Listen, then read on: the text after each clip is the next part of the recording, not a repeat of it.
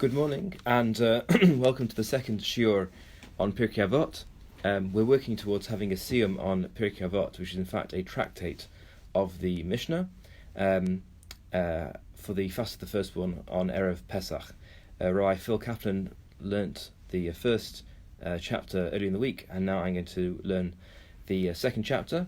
There are in fact 5 chapters of the tractate Avot, although you'll find 6 in the Siddur. The 6th is actually not part of the original tractate. So we'll be learning 5, and then we'll be having a siyum. So let's have a look at the second chapter of Pirkei Avot, the ethics of the fathers, and the first Mishnah. Rabbi Omer. So Rebbe said, who's Rebbe? Rebbe is Rabbi Yehuda Nasi. He was the editor and compiler of the Mishnah around the year 200 CE, and the leader of the rabbinic community. So he said certain things. Rabbi Omer. Eze hi derech yishara shiavor lo ha'adam.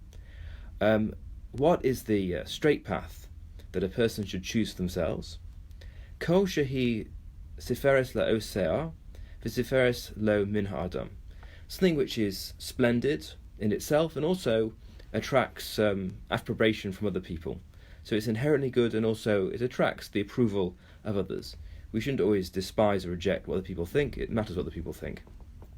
Another idea.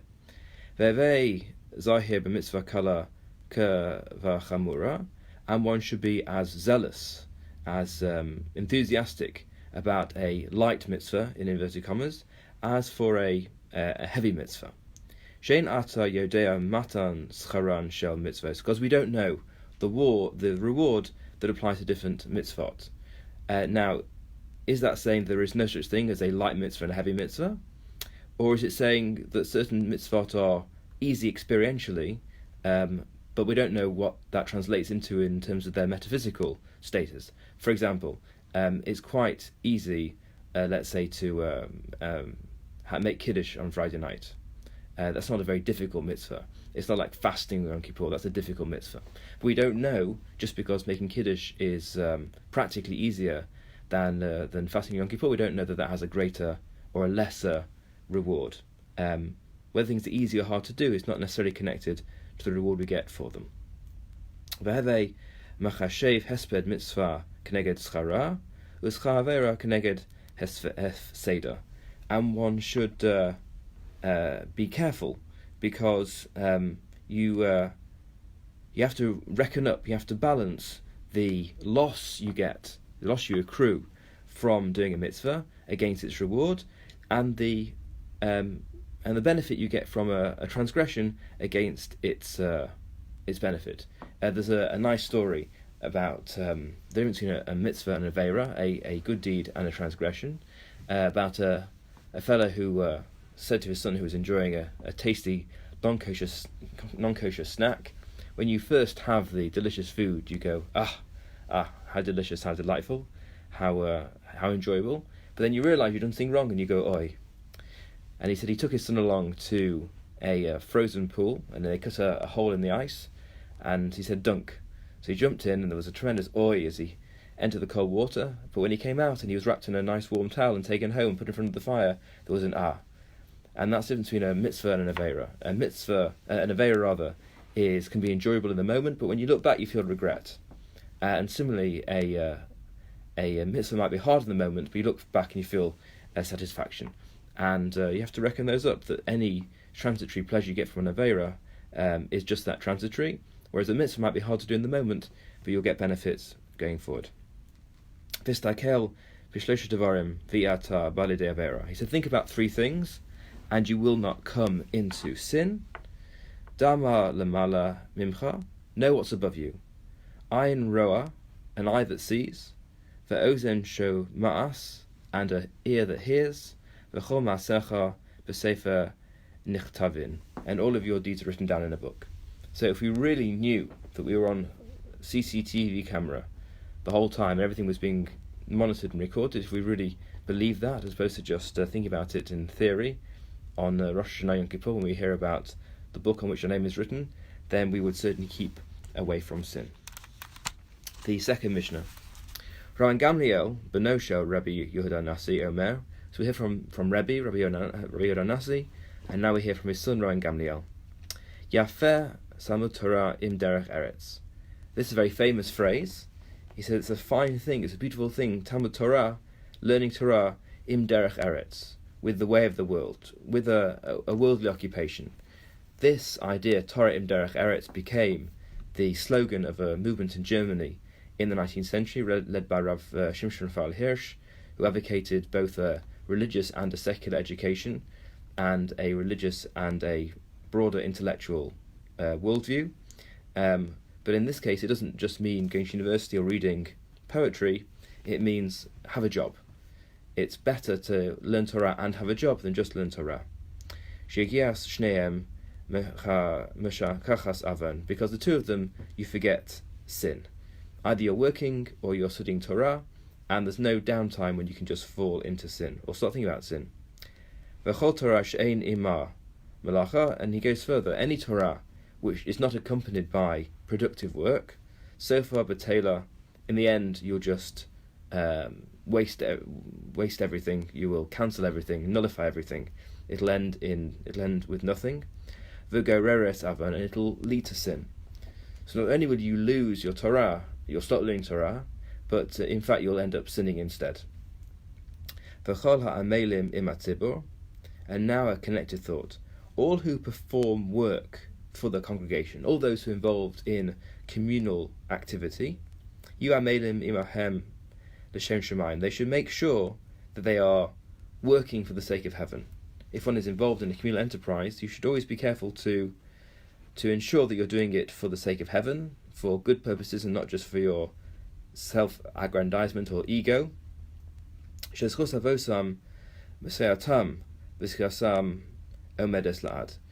the zechut, the merit of their forefathers will help them, and their righteousness extends forever.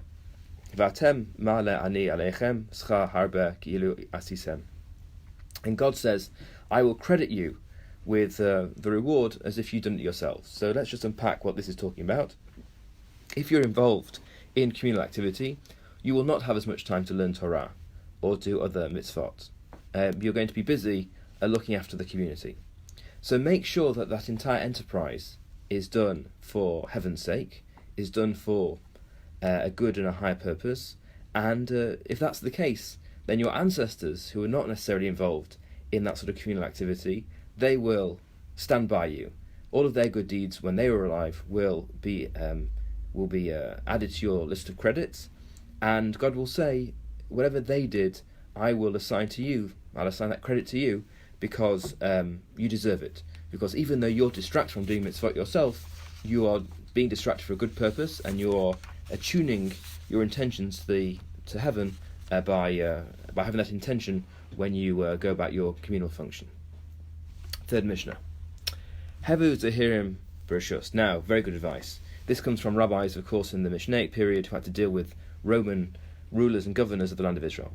Be careful in your dealings with the government. Because the government only gets pali with members of the public for their own benefit. Nirin kohavin b'shas ha'nasan, when it's in the interest for the benefit of the ruling power, they are very loving and friendly to whoever they are dealing with. Ve'in omdim lo l'adam b'shas dachko. But when it comes to a time when the person we're all pally with gets into a bind, you find that the ruling authority disappears. So just don't put not your trust in princes, I think Shakespeare said, or if not him, somebody else, because they're going to abandon you when you need them. So by all means, interact with the government, but just don't trust them over much. Hu haya omer, a further statement from Rabbi Gamliel, the son of Rabbi Yehuda Nasi. Aseh retzono kiritzonecha. Do his will as though it were your own will, that is to say, the will of God. Kidei she'aseh retzonecha kiritzono, so that he will do your will as though it were his. So if you perform God's mitzvot as though they're not an external imposition, but are in fact your own will, what you want to do of your own initiative, then he will perform your will as though it was his. Annul your ideas before his, put your ideas to one side and just carry out God's wishes. Kedei sheyevatel ritzon acherim mipnei ritzonecha. And that way God will cancel out, will annul other people's wishes when they conflict with yours. Hillel Omer, the famous Hillel, said, Al tifrosh min hatzibur, do not separate yourself from the congregation. Ve'al ta'min ba'atzmecha ad yom mosecha, and do not trust yourself, do not have faith in yourself until the day of your death. So you think you're a really upstanding, good person who's incapable of doing anything wrong, or maybe even doing a particular thing wrong. Never ever have faith in yourself. Always be on your guard against yourself, because until the day you die, you don't know how you might become tempted, and you might fall from your previous high standards.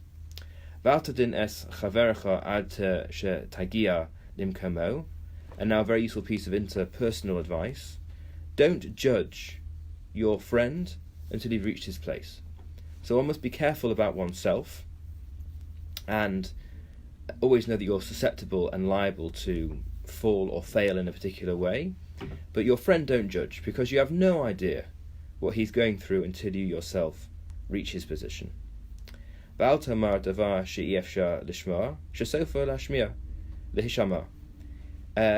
he said, don't be unclear. Whenever you speak clearly. Don't say, I will say something cryptic now, and eventually people will work out what I meant. Either they'll never work out what you meant, and that would be a bad thing, or they will, but the damage would have been done before they get a chance to understand what you really meant.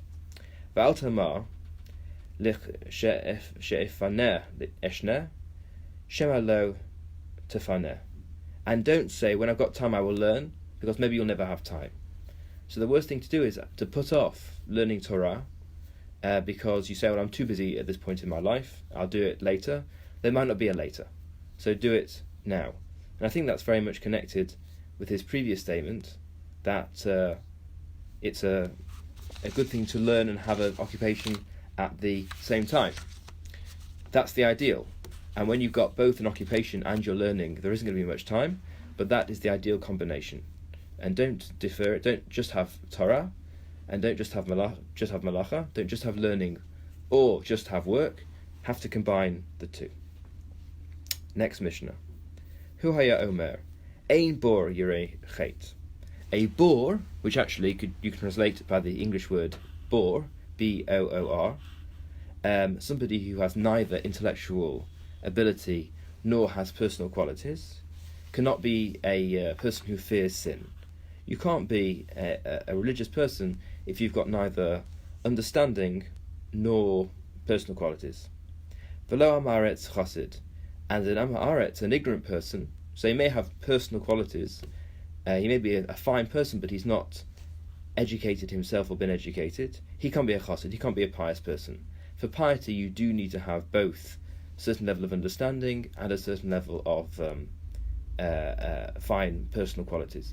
There's a concept of a chassid shota, a chassid, a pious person who is so sort of ignorant of the proper priorities, he gets it hopelessly wrong, and in fact behaves disgracefully. For example, you see somebody drowning, God forbid, in a lake or a river, and you're wearing your tefillin, a chassid shota would take off the tefillin before he jumped into the water to save the person. Like, forget the tefillin, just jump in. If you don't have that level of discernment, of understanding, you're going to get these things wrong, with perhaps tragic consequences. Veloha by Shan Lamed, and a bashful person can't learn, because how can you learn if you're always afraid you're going to get something wrong? So you'll never open your mouth. Every time the teacher asks you a question, you'll be silent because you're afraid you're going to get it wrong, and that'll be embarrassing for you. You're too timid, you're too bashful. No, you have to have a certain level of personal strength and boldness in order to learn anything. The Rambam says, Maimonides says, teach your mouth to say, I do not know, and you will learn. You have to suppress your ego a little bit in order to learn. Below ha kapdan melamed, and an impatient person, a real stickler, can't teach. Because if you as a teacher are always jumping on all of your students' mistakes and giving them a hard time, you're not going to be able to transmit any of your wisdom. Below chol hamarbe bischora machkim, And somebody who engages in too much business will never become wise, because they're always distracted by work. V'makom she'ein anashim hishtader lios ish. And in a place where no one is standing up and being a person, by which the Mishnah means having a certain amount of strength and resolution and willing to put the head above the parapet, in a place where no one is willing to say, okay, I'm going to be the leader here, I'm going to set an example, I'm going to get involved. If there's no one around doing that, then you've got to be that person. When you see an absence of leadership and an absence of resolution, and no one is stepping up and doing what needs to be done, it's up to you to step up and do what needs to be done. Now, a famous image. Afhu ra'a gulgoles achas shetzafa al pnei hamayim. Hillel once saw a skull floating on the face of the water.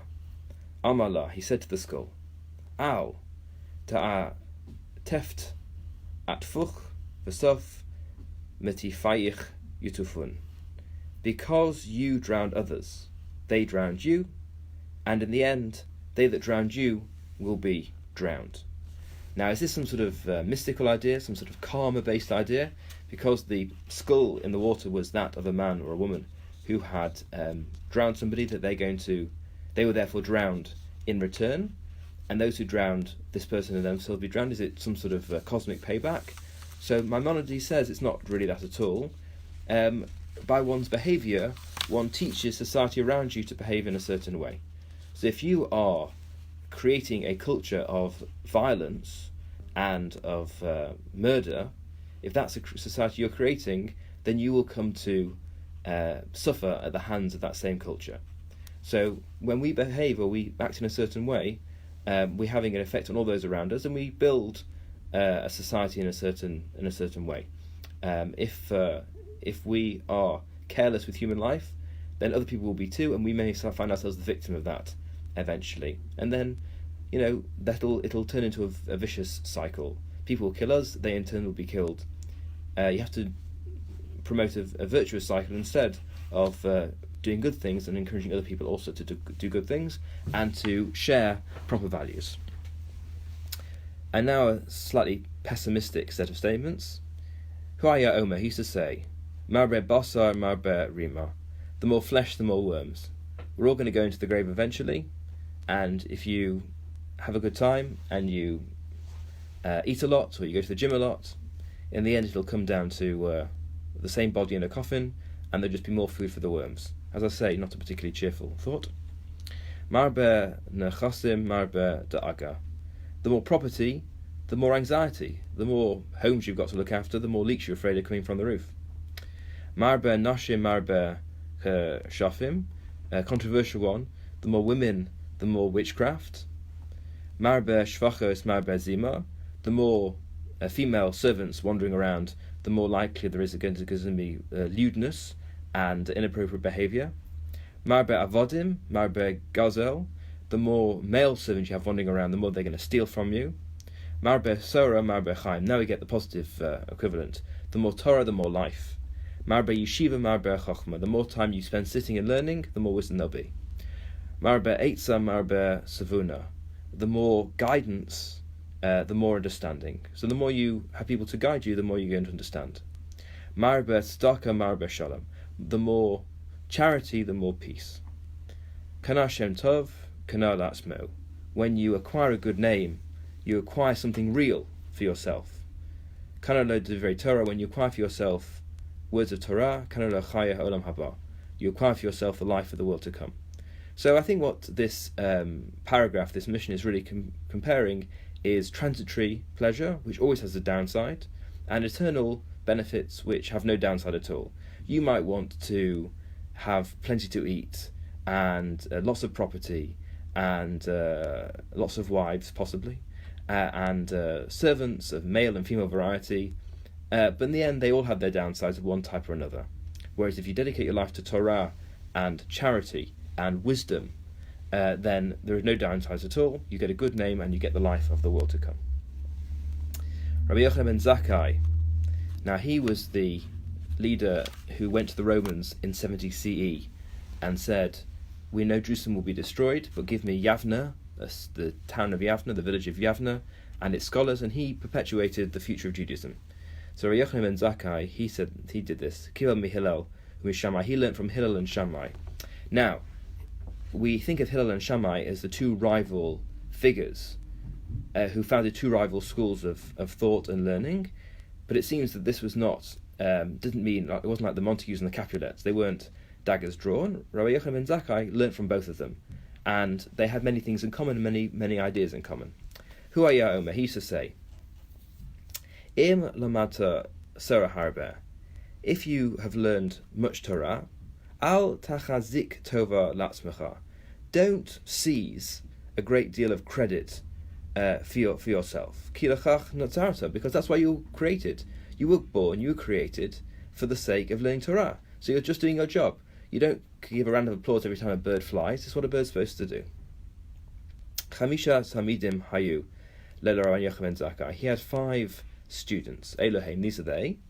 Rabbi Elazar ben Hyrcanus, Rabbi Yoshua ben Hanania, Rabbi Yosei HaKohen, Rabbi Shimon ben Nesanel, Rabbi Elazar ben Arach. So he had these 5 students. Hu haya Mona Shivchan. He used to praise them in the following way. This is very interesting, the way different figures are given different approbations. Rabbi Eliezer ben Hyrcanus, Bor Sud She'eno Ma'abed Tipa. He say about his student Rabbi Eliezer ben Hyrcanus, he was like a sealed pit which didn't lose a single drop. Whatever you told Rabbi Eliezer ben Hyrcanus, he remembered. Rabbi Yoshua ben Hanania, Ashrei Yoladato. About Rabbi Yoshua ben Hanania, he said, happy is the woman who gave birth to him. Rabbi Yosei HaKohen, Chassid. He said he's a Chassid, he's just a pious person. Rabbi Shimon ben Nesanel, Yirei Chet. He said he is somebody who really fears sin. Rabbi Elazar ben Arach, he used to say, Mayan hamiskaber hu. Mayan hamiskaber. He is a spring that increases in its power. So it just produces more and more and more water, increasing amounts of water. Now, if you take the first and the last of those 5 students, we see a difference, a big difference. Rabbi Elazar ben Hyrcanus, whatever you put into him, he keeps and he doesn't lose. He's an absolutely reliable store for whatever you are trying to teach. Whereas Rabbi Elazar ben Arach, he produces himself. He is innovative and creative and original, as well as just preserving whatever has come to him from the past. Hu haya omer, he used to say, Im yu kol chachmei Yisrael bechaf moznayim ve'elazar ben Hyrcanus bechach shniya machriya es kulam. So he used to say that if you took all of the sages of Israel in one hand, and you took Rabbi Elazar ben Hyrcanus, who was this person who never lost anything, any piece of knowledge, he would outweigh them all. Abba Shaul omer bishmo, but Abba Shaul had a different version of what he used to say about his students. Im yu kol chachmei Yisrael bechaf moznayim Rabbi Elazar ben Hyrcanus afi mahem. If you had all the sages of Israel on one side of the scales, and even if Rabbi Elazar ben Hyrcanus was with them, Rabbi Elazar ben Arach bekaf shniya machriya es kulam. If you had everyone together, including Rabbi Elazar ben Hyrcanus, who never lost a single drop of wisdom he was taught, they're all on one side of the scale. But Rabbi Elazar ben Arach, who is innovative, who is creative, who produces more than he's given, he would outweigh them all. So the final word in the Mishnah is that the ability to be creative is more important than the ability never to forget anything you've been taught. Amalahem, Rabbi Yochanan ben Zakkai used to say this to them. Se'ur uru, ezahu derech yishara sheyidbak bahadam. Go and observe the straight way that a person should really attach themselves to, the straight way they should fix themselves to. Rabbi Eliezer Omer, Eliezer said, Ayin Tova, a good eye. Look upon things and upon people in a generous way. Rabbi Yoshua Omer, Yoshua said, Chaver Tov. You need to be or to find a good friend. Rabbi Yosei Omer, he said, Shachein Tov. You need to find a good neighbor. Rabbi Shimon Omer, Haroa es hanolad. Rabbi Shimon said, you need to be able to perceive how things are going to end up. Have foresight. Rabbi Elazar said, Leiv Tov, have a good heart. Amalahem roa ani es divrei Elazar ben Arach, midivreichem, shebechlal devarav divreichem. And Rabbi Yochanan ben Zakkai said, he has it right. Rabbi Elazar has it right. The most important thing is a Lev Tov, is a good heart. And in fact, on my grandmother's tombstone, my mother's tombstone, we have just the phrase under her name and her dates, Lev Tov, a good heart. Amalhem se'uru ezahi derech ra'a sheyisrachek mimena ha'adam. He said, go and see the evil path that a person should distance themselves from. Rabbi Eliezer said, ayin ra, an evil eye, not in the sense of casting spells on people, but looking begrudgingly upon people or things. Rabbi Yeshua Omer, chaber ra, bad friend. Rabbi Yosef Omer, shachein ra, bad neighbor. Rabbi Shimon Omer, halover ve'enu mishalem. He's very practical. He says somebody who lends and doesn't pay back. Echad halover min ha'adam, kalover min ha'makam baruch hu. Because somebody who lends from a person, it's like they lend from they borrow from a person like they borrow from God. Shema, as the verse says, lo ve'rasha v'lo shalem v'sadik chonen v'nosein. The wicked borrow and don't repay, but the righteous are gracious and they give. Rabbi Elazar said, Levra, a bad heart. Amalahem, Rabbi Yochanan said, Roer, ani es divrei Elazar ben Arach, midivreichem, shebechlal devarav divreichem. And he said again, Rabbi Elazar ben Arach is right. The best thing is a good heart, and the worst thing is a bad heart.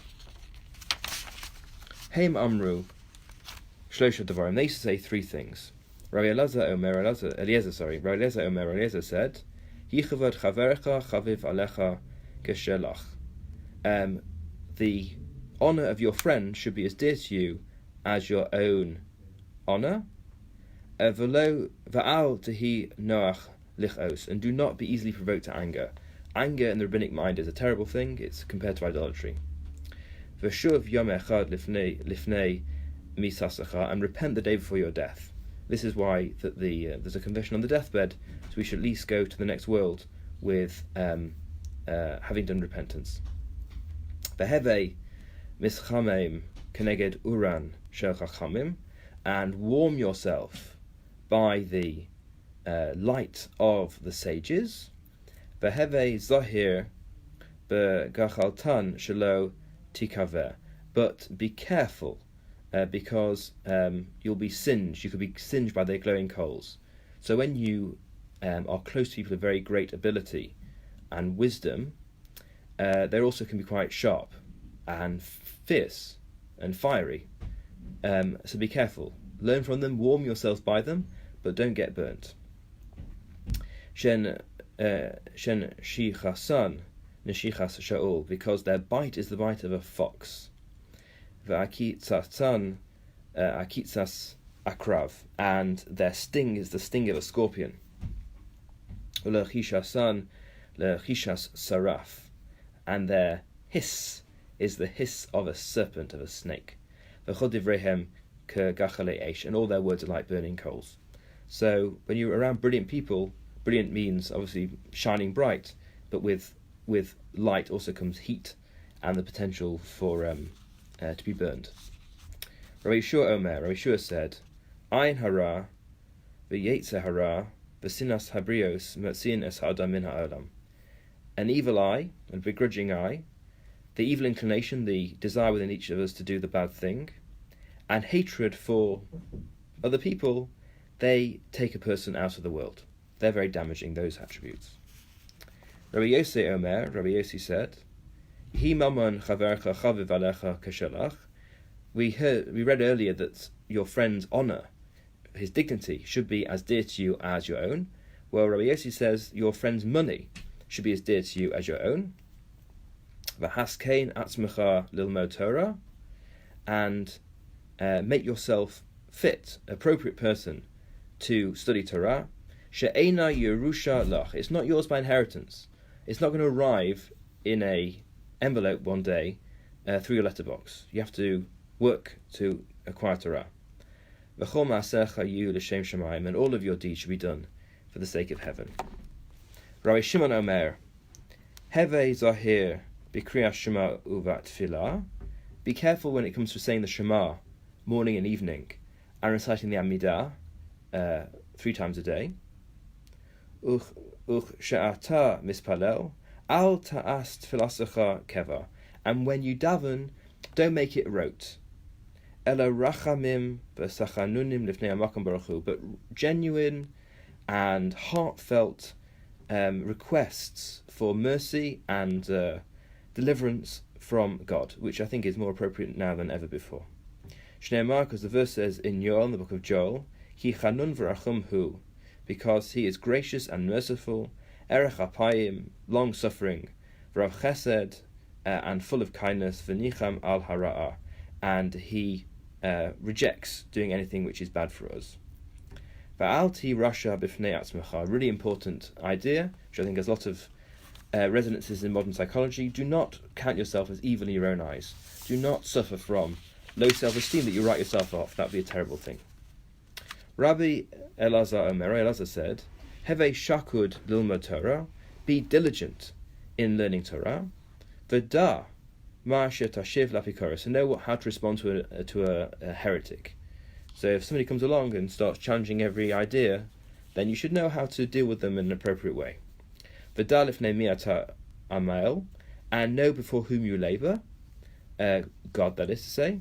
V'ne'eman hu ba'al malachtecha sheyeshalem lach zecha fulasecha, and have faith that God will, that your employer is faithful, that he will pay you the reward of your labour.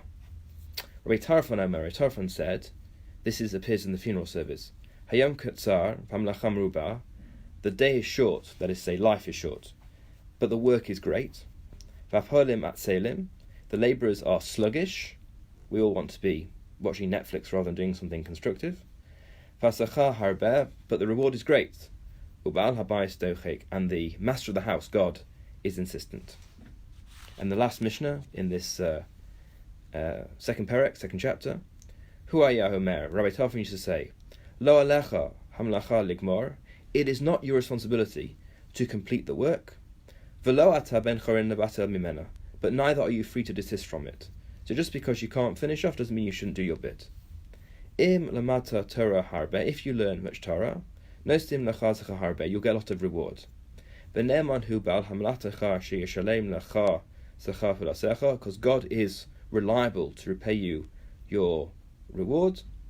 V'da matan zcharan al tzadikim le'asid lavo, and know that the reward of the righteous will be in the world to come. We do not get in this world all the reward of our labour. We have to wait for the world to come. So when it seems that people who do good things aren't being rewarded in this world, we shouldn't expect it. The reward for that which we do which is good will be in the world to come. Thank you for joining, and Rabbi Kaplan will continue with the third chapter early next week. Everyone, God bless and be well.